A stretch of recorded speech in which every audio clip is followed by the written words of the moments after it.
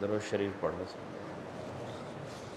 अल्लाहुम्मा सल्लि अला मुहम्मद व अला आलि मुहम्मद कमा सल्लैता अला इब्राहीम व अला आलि इब्राहीम इन्नका हमीदुम मजीद। अल्लाहुम्मा बारिक अला मुहम्मद व अला आलि मुहम्मद कमा बारकता अला इब्राहीम व अला आलि इब्राहीम इन्नका हमीदुम मजीद।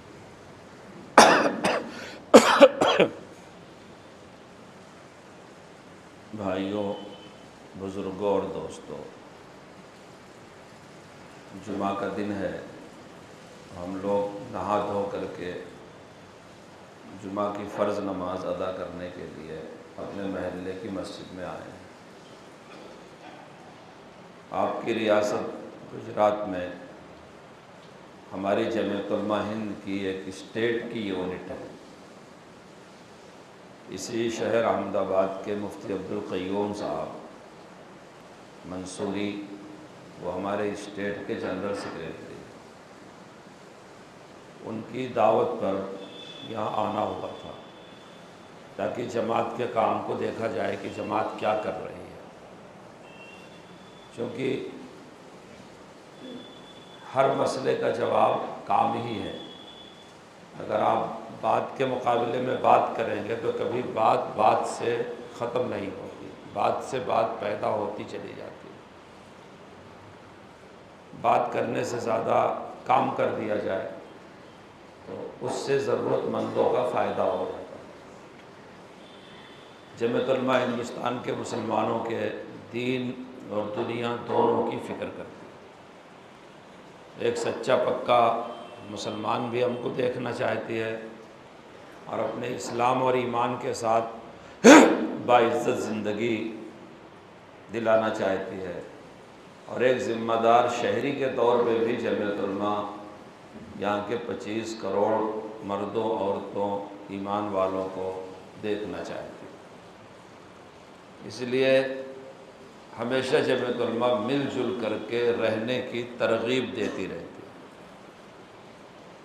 125 करोड़ की आबादी हमारे मुल्क में है, 29 स्टेट हैं। मुसलमान शहर में, देहात में, हर छोटी बड़ी जगह में बसा हुआ है, और हर सेक्टर में, हर लाइन में, हर कारोबार में, हर इदारे में मुसलमान काम कर रहा है। उसका साथ वहाँ मुसलमानों के साथ भी है और गैर मुस्लिमों के साथ भी है। जैसे हर जगह का डिसिप्लिन होता है, आदमी घर में हो, स्कूल में हो, कारखाने फैक्ट्री में हो, कंपनियों में हो, सफ़र में हो, एयरपोर्ट पर, रेलवे स्टेशन पर, बस स्टैंड में, तो वहाँ के कुछ अपने आदाब होते हैं, कुछ डिसिप्लिन होता है, रहने सहने का कुछ तरीक़ा होता है। मुसलमान होने की हैसियत से हमारे पास जो तरीक़ा है वो सबके लिए राहत का तरीक़ा है। हमको ऐसा रहना चाहिए कि हमारी तरफ से कहीं किसी को कोई ज़हमत ना हो, ना अपने को ना पराए को। जमीयत उलमा हमारी तरबियत करती है, हमको सिखाती है। ऐसे काम पूरे स्टेट में फैले हुए हैं। आपके यहाँ भी हो रहा है, बहुत से लोगों की इमदाद हो रही है, बहुत से लोगों की तालीम का इंतज़ाम हो रहा है, बहुत से लोगों के मुक़द्दमात का ख़र्च जमीयत उलमा दे रही है। आप उन कामों को मुझसे ज़्यादा जानते हैं, और आप लोगों के ताआवुन से भी ये सारा काम होता है। मौलाना मुनीर साहब की ख्वाहिश हुई कि जुमा आपकी मस्जिद में पढ़ करके और आपसे कुछ इस्लामी अक़ीदे और आमाल की बात की जाए। हम अपने नबी सल्लल्लाहु अलैहि वसल्लम का कलिमा पढ़ने वाले हैं, मुसलमान हैं। अगर हम इस बात को समझते हैं कि डॉक्टर के यहाँ पैदा होने वाला बच्चा सिर्फ इसलिए कि वो डॉक्टर के घर में पैदा हुआ है, डॉक्टर नहीं होता। मास्टर के घर में पैदा होने वाला बच्चा सिर्फ इसलिए कि वो मास्टर के घर में पैदा हुआ है, उसकी माँ मास्टर है, उसकी माँ डॉक्टर है, इसलिए बच्चा पैदाइशी डॉक्टर मास्टर। लायर के घर में पैदा होने वाला बच्चा इसलिए कि उसके माँ बाप लायर हैं, वो ख़ानदानी लायर हो जाए, ऐसा नहीं होगा। बल्कि इन चीज़ों का ताल्लुक़ सीखने से और पढ़ने से है, सिलेबस पूरा करने से, एजुकेशन पूरा करने से। इसी तरह इस्लाम, हम लोग चूँकि नस्ली मुसलमान हैं, हम मुसलमान अपने आप को कहते हैं, हमारे माँ बाप मुसलमान, दादा परदादा मुसलमान। कब हमारे ख़ानदान के कौन से पीढ़ी ने इस्लाम कबूल किया हम लोग नहीं जानते, लेकिन इतना जानते हैं कि हम किसी बाहर मुल्क से नहीं आए हैं, यहीं पैदा हुए। यहाँ की जितनी बिरादरियाँ नाम मुस्लिम हैं उतनी ही मुसलमान भी हैं। पटेल मुसलमान भी है, गैर मुस्लिम भी है, जाट मुसलमान भी है, गैर मुस्लिम भी है। आप देखें हिंदुस्तान की हर बिरादरी में इस्लाम है। तो किसी और मुल्क से हम आकर के यहाँ बस गए हों ऐसा तो नहीं। हो सकता है फ्रांस में, बरतानिया में, अमेरिका में लोग अरब मुल्कों से गए और वहाँ बस गए, इसलिए 2, 4, 10% शहरों में मुसलमान हैं, देहातों में तो मिलते भी नहीं। लेकिन हिंदुस्तान का मामला बहुत अजीब व गरीब है। यहाँ की हर बिरादरी में इस्लाम है, हर गांव में है, हर शहर में है। और लोग ये जानते हैं कि हमारे दादा 2 भाई थे, एक भाई मुसलमान हो गए थे, हम उनकी औलाद हैं, ये हमारा गांव है। दूसरे भाई मुसलमान नहीं हुए थे, वो उनका गांव है। और अब तक सब एक दूसरे के मरने जीने, खुशी गमी में प्यार व मोहब्बत से शरीक हैं भी। अगरचे लोग नफ़रत फैला करके इस रिश्ते को ख़त्म भी करना चाहते हैं, लेकिन मुसलमान एक दाई कौम है। इस्लाम एक रहमतों वाला मज़हब है। हमारे नबी रहमतुल लिल आलमीन है। जैसे अल्लाह सबका अल्लाह है, ऐसे कुरान सबकी किताब है, नबी सबके नबी हैं। ये अल्लाह का एहसान है कि उसने हमको तौफीक दिया, हमने कलमा पढ़ लिया, हमारे बाप दादा ने कलमा पढ़ लिया, लेकिन हमारी ही इस्लाम पर इजारादारी नहीं है। वो किसी को तौफीक दे सकता है और किसी से इस्लाम छीन भी सकता है। चुनांचे आप बहुत सा सुनते होंगे कि मुसलमान था लेकिन इस्लाम छोड़ दिया। तो अल्लाह की ज़ात तो बहुत बेनियाज है। यहाँ इस्लाम इसी तरह से फैला।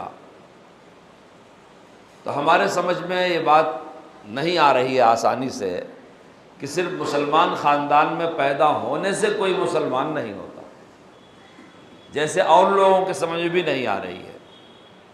वो हमको सच्चा पक्का मुसलमान समझते हैं, हालांकि हमारे पास सब कुछ है मगर इस्लाम ही नहीं है। उस इस्लाम के मुताबिक ना हम ज़िंदगी गुजारते, ना शादी ब्याह करते, ना यकीन और अक़ीदा रखते। और दुनिया ये समझती है कि ये मुसलमान है, क्योंकि वो तो असली वाला इस्लाम देखती है और हमको समझती है कि वही असली वाले इस्लाम हमारी ज़िंदगी में है, इसीलिए हमसे खौफ भी खाती है, डरती भी है, घबराती भी। हालांकि हमारे पास वो असली ही इस्लाम नहीं है। कुछ चीज़ों का नाम हमने इस्लाम रखा है, वो हमारी ज़िंदगी में है। तो हमको ये समझना चाहिए कि मुसलमान होने के लिए खाली मुसलमान के घर में पैदा हो जाना इतना काफ़ी नहीं है। बाप के इस्लाम का बेटे को फ़ायदा नहीं होगा, उसको अपनी कब्र में ख़ुद जवाब देना होगा, मन रब्बुका व मा दीनुका व मन हाज़र रजुल, कि तुम्हारा रब कौन, तुम्हारा दीन कौन और ये कौन है। बेटी को अपने माँ के इस्लाम का फ़ायदा नहीं होगा, भाई को भाई के इस्लाम का फ़ायदा नहीं होगा, क्योंकि इस्लाम नाम है कुछ चीज़ों के मानने का, और उसकी बुनियादी हस्ती और बुनियादी शख्सियत है नबी पाक सल्लल्लाहु अलैहि वसल्लम की। कि हज़रत रसूलुल्लाह सल्लल्लाहु अलैहि वसल्लम जो कुछ भी लेकर के आए हैं, आपने जो कुछ कहा है वो सब के सब सच है और सही है। हमको गिनती में 1 2 3 4 1 2 3 4 5 हो सकता है गिनती से ना याद हो कि हमारे नबी ने हमको क्या क्या कहा है, लेकिन इतना तो हमारा यकीन और अक़ीदा होना चाहिए कि नबी पाक जो कुछ ले कर के आए हैं वो सब सच है। कामयाबी उन्हीं के रास्ते में है। हमारी ज़बान की बोली हुई गलत हो सकती है, अपनी आँख की देखी हुई गलत हो सकती है, अपने कान की सुनी हुई गलत हो सकती है, अपने हाथ की हुई भी गलत हो सकती है, लेकिन मुहम्मदुर रसूलुल्लाह की गलत नहीं हो सकती। अगर किसी मुसलमान में ये यकीन है, यह अक़ीदा है, तो वो मुसलमान है।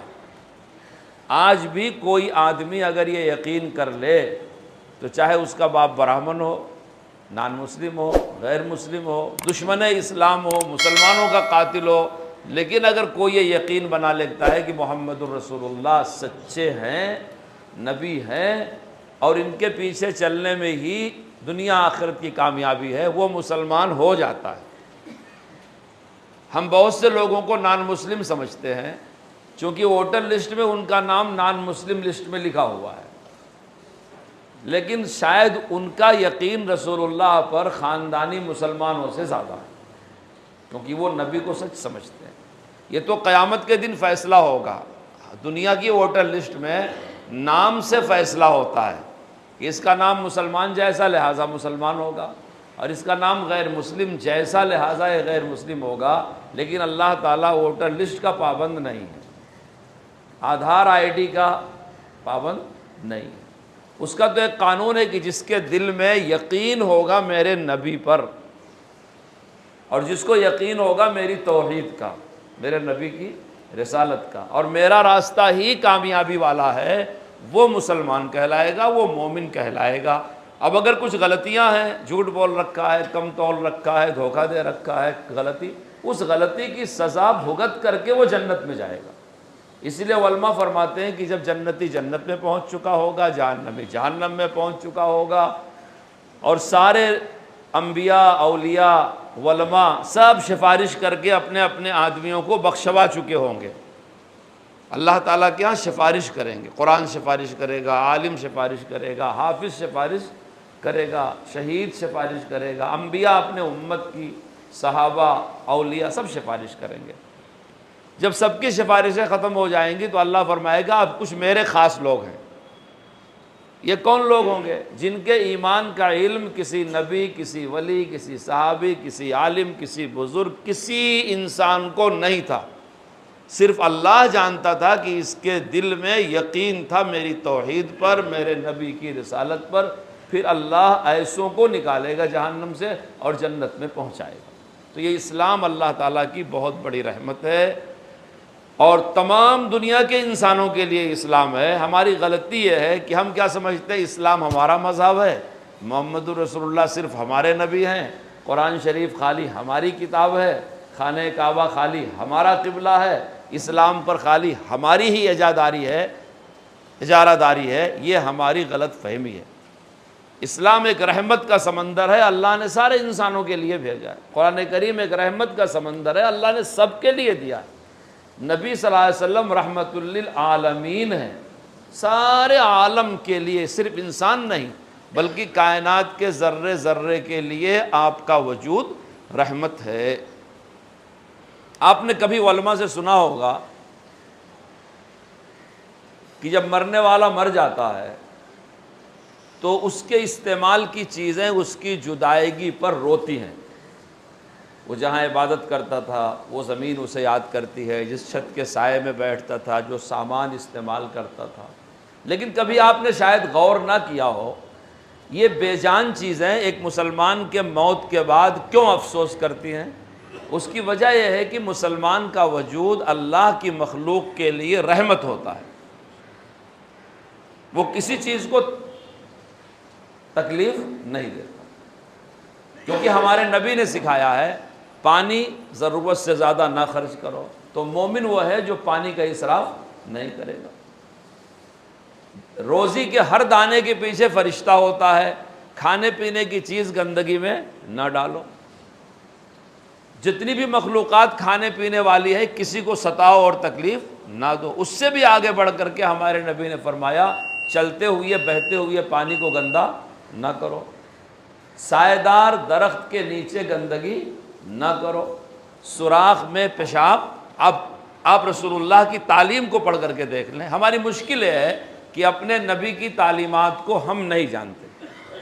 तो जब एक मोमिन अल्लाह की मखलूक पानी के लिए पाबंद है, आज़ाद नहीं है उसके इस्तेमाल करने में, उसके बरतने में, ज़मीन का पाबंद है कि उस पर अकड़ करके ना चले, धब धब मार करके ना चले, सायेदार दरख्तों के लिए वो पाबंद है, एक एक दाने एक एक कतरे के लिए वो पाबंद है।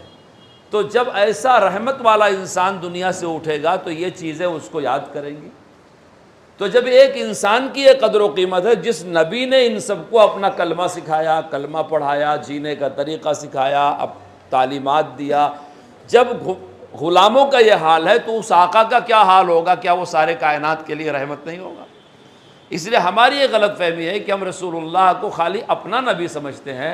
हालांकि वो सारी कायनात के नबी हैं। खैर, मैं आपसे अर्ज़ कर रहा था कि डॉक्टर के घर में पैदा होने वाला बच्चा बगैर पढ़े डॉक्टर नहीं हो सकता, और मास्टर के घर में पैदा होने वाला बच्चा बगैर पढ़े मास्टर नहीं हो सकता, और वकील के घर में पैदा होने वाला बच्चा बगैर पढ़े लायर नहीं हो सकता। आप ऐसे ही समझिए कि हमारे घर में पैदा होने वाला बच्चा बगैर अक़ीदे और बगैर इस्लामी आमाल को जाने मुसलमान नहीं हो सकता। उसके लिए अल्लाह की पहचान ज़रूरी है। अल्लाह कौन है? अल्लाह एक है, पाक है, बेअयब है, वहदहू ला शरीक है, वो किसी का मोहताज नहीं है, वो अकेला माबूद है, वहदहू ला शरीक है। बच्चे को सिखाना ये बाप की जिम्मेदारी है। अगर बाप ही नहीं जानता तो ना बाप जानता, ना बाप का घर जानता, ना उसकी माँ जानती, ना माँ का घर जानता, तो बोलो सिर्फ नाम का मुसलमान है। जब उसको अब जिस अल्लाह पर उसका यकीन, तौहीद जो इस्लाम की बुनियाद है, उस खुदा के बारे में, उस अल्लाह के बारे में, उस माबूद के बारे में ये कुछ नहीं जानता, उसके हक़ के बारे में भी नहीं जानता। अच्छा, उनके जो नबी हैं हज़रत मुहम्मदुर रसूलुल्लाह सल्लल्लाहु अलैहि वसल्लम, ये उनके बारे में भी कुछ नहीं जानता। कोई भी नमाज दरूद शरीफ से खाली नहीं, कोई भी दुआ दरूद शरीफ से खाली नहीं। एक मुसलमान का अपने नबी से कितना ताल्लुक़ है, उसका दरूद शरीफ सुन करके देख लो, हर चीज़ सही होगी। हम जिन चीज़ों को इस्तेमाल करते हैं उनका नाम सही सही लेंगे सुबह से शाम तक, चाहे हम पंजाब में हो, चाहे गुजरात में हो, चाहे तमिलनाडु में हो, चाहे कर्नाटका केरला में हो, राजस्थान में हो, इस्तेमाल की सब चीज़ों का नाम सही जानते हैं। हमारे घर में कैसे दाखिल हुआ जाए, कौन सा बिस्तरा, कौन सी चीज़ें कैसी हैं जानते हैं, पूरे बच्चों के नाम जानते हैं, मशीनों के नाम जानते हैं। अगर अल्फाज सही नहीं है तो दरूद पाक के अल्फाज सही नहीं, हालांकि उसमें अल्लाह का नाम है, नबी पाक का नाम है, हज़रत इब्राहीम अलैहिस्सलातु वस्सलाम का नाम है, उनके आल का तज़किरा है, और मुहम्मदुर रसूलुल्लाह के आल का तज़किरा है, और अल्लाह से मांगा गया कि अल्लाह अपने नबी पर रहमत नाजिल फरमा।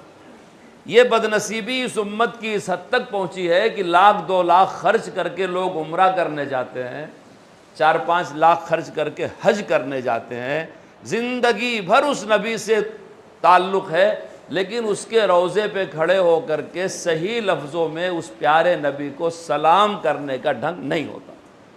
ये हमारी बेबसी, महरूमी, बदनसीबी है कि हम ऐसे और ऐसे कमज़ोर मुसलमानों को दुनिया सहाबा की आंखों से देख के समझती है कि बस ये तो अपने ज़माने के खालिद बिन वलीद हैं, इनके ईमान से हमारा कुफ्र झुलस जाएगा। उनको पता नहीं कि हमारे पास कितना कमज़ोर तरीन ईमान है कि मैदान जिहाद तो बहुत बड़ी बात है, आग के अंगार तो बहुत बड़ी बात है, डूबते हुए सफ़ीने की कैफियत और समंदर और दरिया तो बहुत बड़ी बात है, ज़लज़ले और तूफ़ान तो बहुत बड़ी बात है। हम ऐसे ग़ुलाम हैं कि नबी के सामने उसके रोज़े पे खड़े होकर उसको सलाम करने का ढंग भी हमारे पास नहीं रहेगा। बहुत बड़ा तबका हाजियों का है, दौलत है, पैसा खर्च करके चले जाते हैं, नबी पाक को किस तरह से सलाम पेश करें ना तरीक़ा मालूम होता, ना अल्फाज मालूम। इसलिए जब तक हम सीखेंगे नहीं, इस्लाम को जानेंगे नहीं। और सीखने के लिए हमको उलमा से जुड़ना होगा, सिखाने वाले हलकों से जुड़ना होगा। आज जुमा का दिन है, जुमा के दिन जुमा की नमाज फ़र्ज़ है, खुतबा सुनना वाजिब है, गुस्ल करना मुस्तहब है, सुन्नतें पढ़ना सुन्नत है। लेकिन कभी आप गौर करो कि ये जुमा किसी उम्मत को नहीं मिला, किसी उम्मत को नहीं मिला। जब से अल्लाह ने ज़मीन आसमान बना रखा है, जब से अल्लाह ने दिन भी बना रखे हैं, जुमा का दिन भी अल्लाह की मखलूक, अल्लाह ने दिन बना रखा है, लेकिन न यहूदी, न ईसाई, न किसी कौम को अल्लाह ने जुमा का दिन इबादत के लिए नहीं दिया। अल्लाह का पसंदीदा दिन जुमा का दिन अगर इबादत के लिए मिला है तो इस उम्मत को मिला है, चूँकि जुमा का दिन सारे दिनों का सरदार, हमारे नबी सारी कायनात के सरदार, और ये उम्मत सारी उम्मतों की सरदार। उलमा फरमाते हैं कि अगर किसी को ज़िंदगी में ईमान की हालत में जुमा का दिन मिल जाए और उसने 2 काम नहीं किया तो वो जुमा के नफ़ा से महरूम रह गया। जुमेरात को भी तो ज़ोहर की नमाज फ़र्ज़ थी, वो 4 रकात थी। जुमा के दिन जुमा की नमाज फ़र्ज़ हो गई, वो 2 रकात हो गई। लेकिन 2 काम ऐसा, और नमाज फ़र्ज़ बाजमात मर्दों के लिए, मर्द मस्जिद में आएंगे, औरतें थोड़ी आएंगी। कैदी थोड़ी मस्जिद में, कैदियों पर जुमा नहीं है, बीमारों पर जुमा नहीं है, मुसाफिरों पर जुमा नहीं है। तो जब जुमा उम्मत के सारे अफराद के लिए है और इतने लोग किनारे हो गए तो जुमा का कौन सा काम है जो सबके लिए है? वो उलमा फरमाते हैं कि जुमा के दिन 2 काम ऐसा है, अगर किसी मोमिन ने, किसी उम्मती ने वो 2 काम कर लिए उसका जुमा वसूल हो गया। अगर उसने 2 काम नहीं किए तो उसका जुमा उसके लिए नफ़ा बख्श नहीं हुआ। उसने फ़र्ज़ अदा कर लिया, सुन्नत अदा कर लिया, मुस्तहब अदा कर लिया, मगर जुमा के नफ़ा से महरूम रह गया। जैसे किसी ने बाज़ार में दिन भर ख़रीदा हो और बेचा हो, शाम को हिसाब करने बैठा तो कुछ नफ़ा उसके हाथ नहीं आया। किसी किसान ने खेत लगाया, बाग लगाया, 6 महीना उसके पीछे मेहनत किया, बाद में जब हिसाब देखा तो नफ़ा नहीं आया। ऐसे वो बंदे मोमिन, वो मुसलमान जिसने गुस्ल किया, खुशबू लगाया, कपड़ा पहना, मिसवाक किया, चल के आया, शरीक हुआ, खुतबा सुना, नमाज पढ़ा, सुन्नत पढ़ा, लेकिन ये 2 काम नहीं किया तो फ़र्ज़ अदा हो गया, वाजिब अदा हो गया, सुन्नत अदा हो गई। सबका बड़ा मुस्तकिल सवाब है और बड़ा सवाब है, लेकिन ये 2 काम नहीं किया तो जुमा के नफ़े से महरूम रह गया। ये 2 काम मर्द भी करे, औरत भी करे, कैदी भी करे, बीमार भी करे, मुसाफिर भी करे। वो 2 काम में से पहला काम यह है कि जुमा के दिन कसरत से दरूद शरीफ पढ़े। दरूद शरीफ रोज़ पढ़ा जाएगा, लेकिन जब जुमा का दिन होता है तो मोहम्मदुर रसूलुल्लाह ने फरमाया कि रोशन रात और रोशन दिन में मुझ पर कसरत से दरूद शरीफ पढ़ो। कितने मुसलमान हैं जो पढ़ते हैं? कितना ज़िंदगियों में जुमा की रात आई? जुमा शुरू होता है जुमेरात की मगरिब की अजान से और ख़त्म होगा आज मगरिब की अजान पे। कल मगरिब से इस वक्त तक इतना वक्त गुजर गया है, कितने खुशनसीब मुसलमान जिन्होंने नबी पाक पर दरूद पढ़ा। इसलिए मेरी बात कोई वाज बयान तकरीर नहीं है, मैं एक मिसाल दे रहा हूँ कि मोमिन उसे कहते हैं जो दीन को सीखे, जाने। इस्लाम कुछ अकीदे यकीन का नाम है, कुछ आमाल किरदार का नाम। वरना कौमियत मुसलमान होने का कोई फ़ायदा मुमकिन है दुनिया में मिल जाए, मगर निजात उस पर नहीं होगी। इसलिए कोई वाज बयान नहीं, बल्कि अपने घरों में जा कर के इसकी तबलीग करें, ख़ुद भी नीयत करें कि ज़िंदगी का जितना जुमा गफलत में गुजर गया और अपने नबी पर हमने दरूद शरीफ नहीं पढ़ा, उस पर अफसोस और हसरत होगी। और आइंदा अगर ज़िंदगी में जुमा की रात और जुमा का दिन मिलता है तो दिल लगा करके रसूल पाक पर दरूद पढ़ेंगे। हम भी पढ़ेंगे, ख़वातीन को पढ़ाएंगे, बच्चों को पढ़ाएंगे, सिखाएंगे, उनकी निगरानी करेंगे, उनसे पूछा करेंगे कि कितना जुमा पढ़ा। मुमकिन है आप मुसाफिर हों, जुमा की नमाज का मौका ना मिले, लेकिन दरूद का मौका तो मिल सकता है। रोज़ दरूद शरीफ पढ़ना बाइस सवाब है। जुमा के दिन का ख़ास अमल दरूद शरीफ है और इसकी ख्वाहिश हमसे हमारे नबी ने किया है, ये जुमा का नफ़ा है। दूसरी चीज़ जो जुमा के दिन इस उम्मत के करने की है वो दुआ की कबूलियत की है। जुमा में एक साथ अल्लाह ने ऐसी छुपा रखी है कि मोमिन जो मांगेगा अल्लाह उसे देगा, शुरू से आखिर तक। शेखुल हदीस मौलाना ज़करिया साहब रहमतुल्लाह अलैह फरमाते हैं कि वो साअत छुपी हुई है, मगर है तो 24 घंटे में। जुमा के दिन और रात में तो है। लोग थोड़े से पैसे के लिए 8-8 घंटे खड़े होकर के ड्यूटी करते हैं। अगर मोमिन थोड़ी सी तवज्जो और मेहनत कर ले और अपने ज़िंदगी के जुमा में दिल लगा करके दुआ करना शुरू करे। आज हम जब दुआएं करते हैं दिल नहीं लगाते, दिल कहीं और होता है, ज़बान पे कुछ और होती। दुआ भी एक ऐसी चीज़ है कि मुमकिन है दुनिया में ना ज़ाहिर हो, लेकिन मोमिन की मांगी हुई चीज़ कभी ज़ाहिर नहीं होती। अल्लाह को शर्म आती है कि मेरा बंदा मुझसे कुछ मांगे और फिर मैं उसको ना दूं। हाँ, ये हो सकता है कि मैं आज मांग रहा हूँ, आज ना मिले। जैसे अगर हमारा बच्चा है दूध पीने वाला और वो कबाब आज खाना चाहता है, फल आज खाना चाहता है, रोटी आज खाना चाहता है, तो हम उसे नहीं खिलाते। इसलिए नहीं कि रोटी और फल हराम है या बच्चे से मोहब्बत कम है, इसलिए नहीं खिलाते कि उसकी उम्र और उसकी सलाहियत अभी दूध पीने की है। तो रब्बुल आलमीन अल्लामुल ग़ुयूब है, उसे खूब मालूम है कि एक चीज़ हम आज मांग रहे हैं, मगर रब्बुल आलमीन जानता है अगर आज मेरे बंदे को ये चीज़ दे दी गई तो नफ़े से ज़्यादा इसको तकलीफ़ और नुकसान होगा। इसलिए उसका वादा है, वो ख़जानों का मालिक है, वो देते हुए थकता नहीं, देगा ज़रूर, लेकिन आप आज चाह रहे हैं वो कल देगा। ऐसा एक आदमी क़यामत में लाया जाएगा जिसके नामे आमाल में नेकियों के पहाड़ होंगे। वो घबरा करके ख़ुद अल्लाह ताला से पूछेगा, रब्बुल आलमीन मैंने तो कोई नेकी नहीं किया, मेरे नामे आमाल में नेकियों के पहाड़, मेरे समझ में नहीं आता। अल्लाह फरमाएगा तूने कुछ दुआएं किया था, कहा रब्बुल आलमीन किया था मगर मिली नहीं थी। अल्लाह फरमाएगा मैंने आज के दिन के लिए उसे बचा करके रखा था। तो जब जुमा आता है तो मोमिन को चांस मिलता है। अगर उसने दो काम कर लिया, नबी पाक पर दिल लगा करके दरूद पढ़ लिया और अल्लाह ताला से मांग लिया। आज सब लोग ज़रूरतों में घिरे हुए हैं, हर एक की ज़रूरत या तो वो जानता है या उसका खुदा जानता है किसकी कैसी ज़रूरत, और सारी ज़रूरतें अल्लाह ही पूरा करता है। अल्लाह ताला मांगने से खुश होता है, मगर हमको मांगने की फ़ुर्सत नहीं है। कल को जब फुर्सत होगी तो मांगने का मौका नहीं रहेगा, बंद हो चुका होगा मांगने का रास्ता। आज अल्लाह के ख़जाने खुले हुए हैं, मांगने के लिए सदाएं दे रहे हैं फरिश्ते, मांगो क्या मांगते हो, हमको मौका नहीं। हारून रशीद का आपने नाम सुना होगा। हारून रशीद के बचपन के साथी थे बहलोल दाना, उनका नाम था। एक दिन हारून रशीद की सवारी जा रही थी दमिश्क में, बहलोल दाना बाज़ार में चादर बिछा करके बैठे हुए थे। ग़ुलामों ने आकर के पूछा रास्ता क्यों रुका, कहा बादशाह सलामत खलीफतुल मुस्लिमीन अमीरुल मोमिनीन बहलोल बैठे हुए हैं चादर बिछा करके।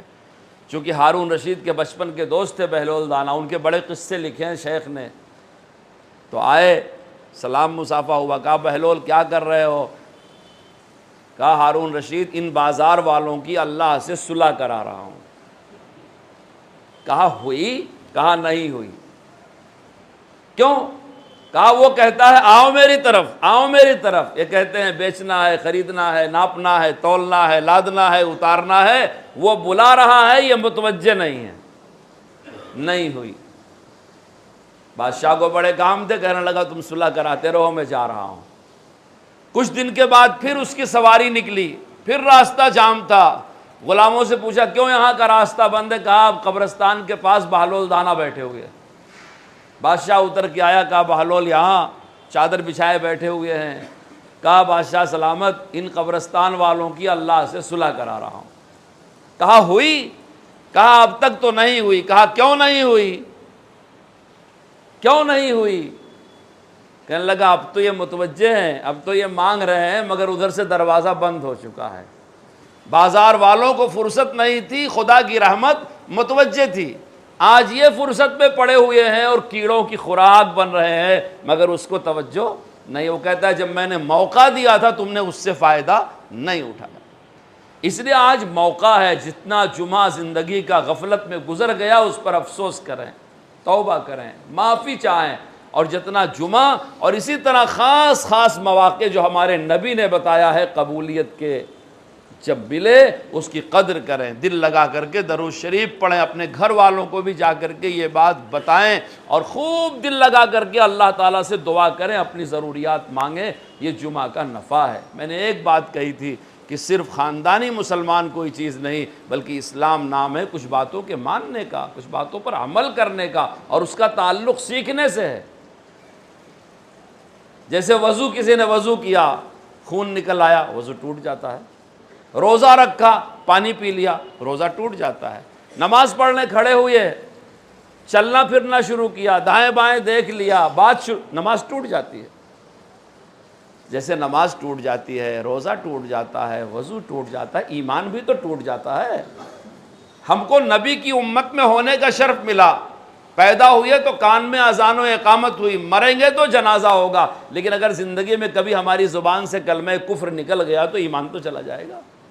हमने शिर्क कर लिया, बिदात कर लिया, गुनाह कबीरा कर लिया, रोज़ा टूटता है, वज़ू टूटता है, नमाज टूटती है, तो कभी गौर करो कि ईमान भी तो टूट सकता है। अगर वलमा से ताल्लुक़ नहीं होगा तो जो ऐसी गलतियाँ ज़िंदगी में होती हैं जो ईमान को सल्ब कर देने वाली हैं, ऐसी फ़िक्र, ऐसे ख़यालात, ऐसे काम, ऐसे अक़ीदे, ऐसे नज़रियात, ऐसी चीज़ें जिससे आदमी का ईमान ही चला जाए, जिससे आदमी सहाबा से दूर हो जाए, औलिया से दूर हो जाए, बुज़ुर्गों से, उलमा से, कुरान से, सुन्नत से दूर हो जाए, वो ईमानी ज़िंदगी नहीं हो सकती।